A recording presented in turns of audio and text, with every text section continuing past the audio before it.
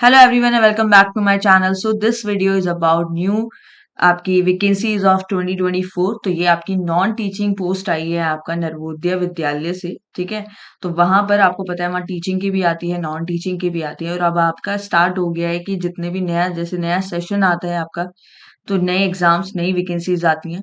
तो उसके अकॉर्डिंग हर पोस्ट में आपको दिख सकते मतलब आप देख सकते हैं कि इसमें ना जो मेरे को मेन वैकेंसी दिखानी है वो दिखाना है आपको ऑडिट असिस्टेंट की। ठीक है, तो कुछ सिमिलर चीजें हैं जो हम अपने चैनल पे पढ़ते हैं, तो वो चीजें सारी। तो इसमें वैकेंसी आपके असिस्टेंट सेक्शन ऑफिसर है, ऑडिट असिस्टेंट है, लीगल असिस्टेंट है, स्टेनोग्राफर, कंप्यूटर ऑपरेटर, एमटीएस की जो है। बाकी इसमें फीमेल नर्स स्टाफ की भी है, केटरिंग वगैरह, junior secretary assistant, electrician, plumber, lab attendant. तो यहाँ पर ये दो टाइप की वैकेंसीज आई हैं। अब देखते हैं कितनी नंबर ऑफ वैकेंसीज हैं, क्या एग्जाम पैटर्न रहेगा इसका। तो यहाँ पर आपका ये तो सबसे पहले फीमेल स्टाफ नर्स, तो ये नर्सिंग वालों का है। तो सबसे पहले इसकी वैकेंसीज आई हैं, इसमें काफी वैकेंसी आई हैं। 85, 12, 20 इसमें आपका ईडब्ल्यूएस में 12, ओबीसी में 12 एंड SC ST में आपका 10 2, टोटल 121। यहाँ पे पीडब्ल्यूडी में भी वैकेंसीज आई हुई हैं 2 2। ठीक है, अदर्स के लिए 1। अब वहां पर अब हम दिखाते हैं आपको। मैं अब नेक्स्ट है असिस्टेंट सेक्शन ऑफिसर, आपका ऑडिट ऑफिसर। तो इसमें कितनी वैकेंसीज है, अब मैं आपको इसकी एलिजिबिलिटी भी दिखा दूंगी। तो इसमें 4 वैकेंसीज आई हैं जनरल की, ईडब्ल्यूएस की नहीं है, ओबीसी की 1 है। बाकी टोटल 5 वैकेंसीज है, बाकी किसी में नहीं है। ऑडिट असिस्टेंट जो मेरे को आपको दिखाना था, ग्रुप बी की पोस्ट, जनरल में 8 वैकेंसी है, ईडब्ल्यूएस में 1, ओबीसी में 1, एससी में 2, एसटी में नहीं है। इन टोटल आपकी 12 वैकेंसी है, पीडब्ल्यूडी में आपकी कोई वैकेंसी नहीं। ठीक है, वहीं पर मैं एक और दिखाती हूँ लॉ स्टूडेंट्स के लिए भी, जिन्होंने एलएलबी किया हुआ है, तो उनके लिए भी कुछ वैकेंसीज आई हुई हैं, मगर नंबर ऑफ वैकेंसी बहुत कम है। लीगल असिस्टेंट की खाली जर्नल में एक वैकेंसी आई है। ठीक है, नेक्स्ट आप देख सकते हैं कि स्टेनोग्राफर की है, उसमें काफी वैकेंसीज मतलब एज कम्पेयर टू अदर्स में है। कंप्यूटर ऑपरेटर जिसने बीएससी कंप्यूटर में किया हुआ है, कंप्यूटर साइंस में, उनके लिए है। उसमें भी खाली जर्नल में 2 वैकेंसी आई हैं। अब ये केटरिंग की है, बाकी प्लम्बर इलेक्ट्रिशियन की है। बाकी जो मुझे मेन दिखाना था वो ईडब्ल्यू मतलब ऑडिट असिस्टेंट के लिए है। अब जरा हम जल्दी से उसका देखते हैं सिलेबस और उसकी क्या क्वालिफिकेशन है, रिक्वायर्ड क्वालिफिकेशन। ठीक है, वेट अ मिनट, तो अभी आ गया है। पहले तो मैंने बता दिया था आपको फीमेल नर्स स्टाफ के लिए तो आपको बीएससी ऑनर्स इन नर्सिंग चाहिए था। ठीक है, नेक्स्ट आपका था असिस्टेंट सेक्शन ऑफिसर। इसमें क्या आ जाता है, इसमें एक्सपीरियंस मांग रहे हैं 3 साल का। आपने बैचलर डिग्री किसी से भी हुई हो, 3 साल का आपका एक्सपीरियंस हो administration finance matter in central government autonomous organisation under the central government. तो ये इसकी जरूरी मतलब एसेंशियल क्वालिफिकेशन है ये। और उसके बाद हम आते हैं ऑडिट असिस्टेंट, जो कि आपका पोस्ट कोड है 03। इसमें क्या पूछा गया है कि इसमें आपको क्या चाहिए, बीकॉम होना चाहिए फ्रॉम द रिकॉग्नाइज्ड यूनिवर्सिटी। ठीक है, डिजायरेबल क्या है, इसमें डिजायरेबल लिखा हुआ है कि 3 year experience of accounts works in government और सेमी गवर्नमेंट ऑटोनॉमस ऑर्गेनाइजेशन।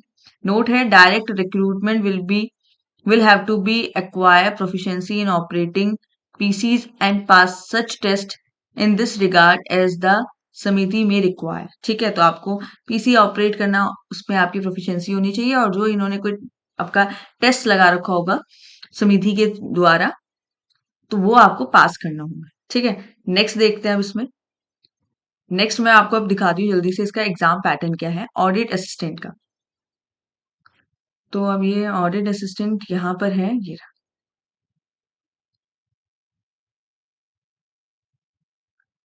पहले तो पार्ट 1 तो आपका क्या है, रीजनिंग का है। रीजनिंग के आएंगे 20 क्वेश्चन, नंबर ऑफ क्वेश्चन 20 है, मार्क्स 20 है। और वहां पर भी क्वांटिटेटिव एप्टीट्यूड 30 क्वेश्चन आएंगे, 30 मार्क्स। 1 क्वेश्चन आपका 1 मार्क्स का है। देन आपका लैंग्वेज टेस्ट आता है, general English and Hindi, 10 marks each for each language. 10 10 question एक इंग्लिश के होंगे, एक हिंदी के होंगे, 20 question again. Basic knowledge of computer operation and general awareness in current affairs, ये आपका 20। ठीक है, the test will be of मतलब ये 2.5 घंटे का आपका पेपर होगा, without any time limit for each part of the test individually. तो जैसे DSSP में पार्ट पार्ट वाइज आप स्विच नहीं कर सकते थे, इसमें ऐसी कोई टाइम लिमिट नहीं है। ठीक है, मतलब एक पार्ट के लिए कोई टाइम लिमिट नहीं है, 2.5 घंटे आप किसी भी पार्ट में इनमें से कर सकते हैं। नेक्स्ट आपका आता है पार्ट 5, ये भी इसी टाइम में इंक्लूडेड है। जो आपका सब्जेक्ट स्पेसिफिक आएगा, वो भी इस 2.5 घंटे के अंदर ही है।